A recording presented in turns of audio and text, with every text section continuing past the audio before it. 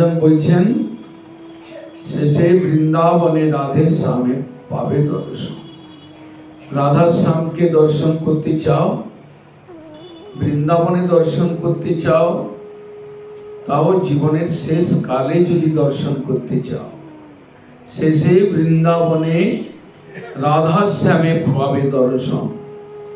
জীবনের শেষ কালে ভজনের পরিপক্ক অবস্থায় ভজন করতে করতে তুমি শেষে যদি বৃন্দাবনে সেই বৃন্দাবন বিহারী সেই বৃন্দাবন চন্দ্রকে দর্শন করতে চাও, রাধা জুত বৃন্দাবন চন্দ্র, রাধা শ্যাম সুন্দর যুগল রূপকে যদি দর্শন করতে চাও, তাদের সেবা পেতে চাও, তাদের নিত্য সেবায় প্রবেশ করতে চাও, নিত্য লীলায় প্রবেশ করতে চাও, তাহলে একটা কাজ তোমাকে করতে হবে। একটা সিক্রেট, একটা গোপনীয় কথা বলছি তোমাদের। গৌর কৃপা হলে, গৌরের কৃপা যদি হয় তাহলে এটা সম্ভব। ভক্তিবিনোদ ঠাকুর বলছেন, দয়াল নিতাই চৈতন্য বলে নাচরে আমার মন। নিতাই চৈতন্য বলে যদি মনটা না নাচলো, তাদের সেবা যদি না করবার সৌভাগ্য হলো, তার ধামের সেবা যদি করবার ইচ্ছা বা বৃত্তি না জাগ্রত হলো, গৌরের কৃপায় গৌর ধামে এসে গৌরের কৃপা যদি না পেলাম, গৌরের কৃপা অনুভব যদি না করলাম, তাহলে তোমার গন্ডগোল রয়েছে।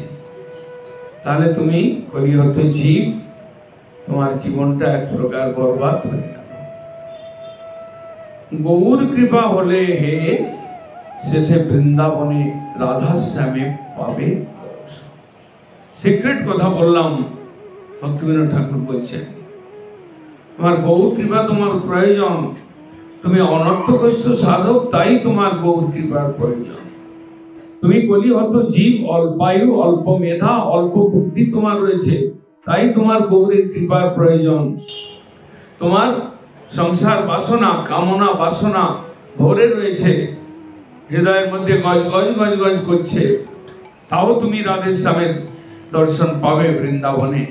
যদি একটা ট্রিক, একটা কৌশল, একটা ভজনের সিক্রেট যদি তুমি ধরতে পারো, গৌর কৃপা হলে, যদি তুমি গৌরের কৃপা পাও, যদি তুমি গৌর নিত্যানন্দের কৃপা পাও, তাহলে তোমার বৃন্দাবনে রাধা শ্যামে দর্শন কেউ আটকাতে পারবে।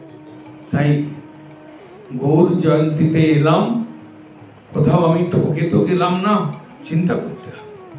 গৌর ধামে এলাম, গৌরের ধামের স্মৃতি, ধামের উদারতার, ধাম প্রভুর কৃপার, তার উদারতার স্মৃতি আমার অনুভব হলো কিনা, স্মৃতিতে এলো কিনা।